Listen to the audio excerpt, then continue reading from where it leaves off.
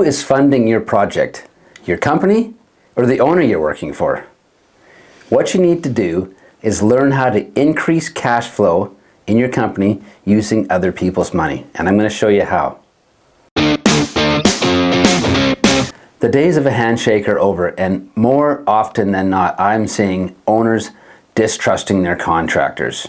You need to have a proper contract in place to make the job flow and have proper communication. What we're going to touch on today are three main aspects to cash flow in your business. Number one, frequent invoicing and upfront payments. If you invoice your client more frequently, it's going to generate more cash flow. Number two, paying your trades with the owner's money. And number three is financial management to keep that cash flow in the bank. Most contractors focus on the operational side of things, and the invoicing falls by the wayside. This happened to me a lot of times. When I needed the money was typically around the time that I owe my GST or my WorkSafe. And I would reach out to the client and say, okay, now you owe me this money. And what I found is that the clients either wanted to dispute the invoice or they were away. And I was left paying the invoices or paying the bills with my own money, with the money that was in my personal savings account. Yes, I'm being very vulnerable here, and running a construction company isn't easy, and especially when we're dealing with people's money. We have to learn how to maintain cash flow so that we can run a successful company and you can sleep at night. Eventually, I learned that the way to keep the money rolling was regular invoicing. So we made sure we invoiced twice a month on the 1st and the 15th of every month. Whether the job was done or incomplete or still in progress, the customer got an invoice so that we could maintain a positive cash flow in our company. It also kept the disputes low. If you wait to the very end to give the invoice with all these extras, the owner wants a bigger discount. And if you can actually give them bi-monthly invoicing with the changes and the extras on there, the disputes are a lot smaller to take. Billing in this style helped us monitor the job a lot closer, making sure that our timelines and our budgets were a lot closer to what we promised. It was a win-win. So there's a couple ways we do this. First off, we like to take a pre-construction deposit. Some of it's non-refundable. This ensures that you get paid for the work that you're going to do, especially in the design phase, the early stages of a project.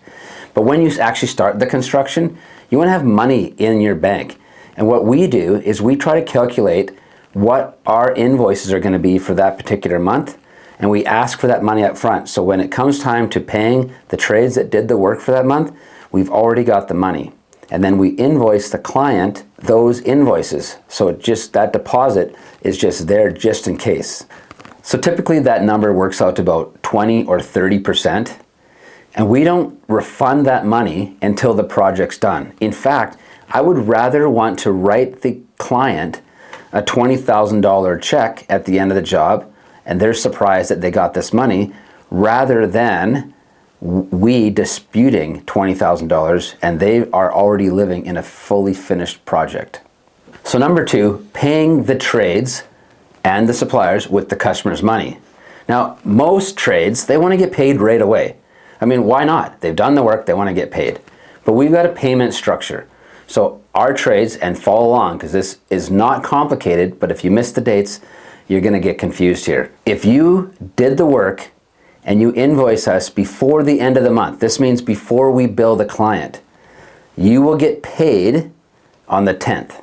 Now, if you give me that invoice on the 2nd and you're a tradesperson, you're going to get paid on the 25th because we're not putting that invoice in until the 15th of the month when we're billing the client. That way, the client now has the invoices from the tradespeople, they pay us the check, and then we pay our trades on the 10th and the 25th of every month. That way, everyone's happy.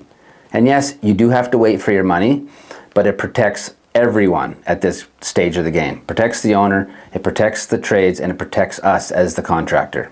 And when you're using the owner's money rather than your own money, that creates positive cash flow in your account. Number three is financial management and cash flow. When you get paid by an owner or a client, take some of that money and put it into separate accounts. So one is for WorkSafe and GST. One might be for your overhead for your company. The one might be for payroll, especially holiday pay and vacation pay for your staff. That way, that money gets put aside.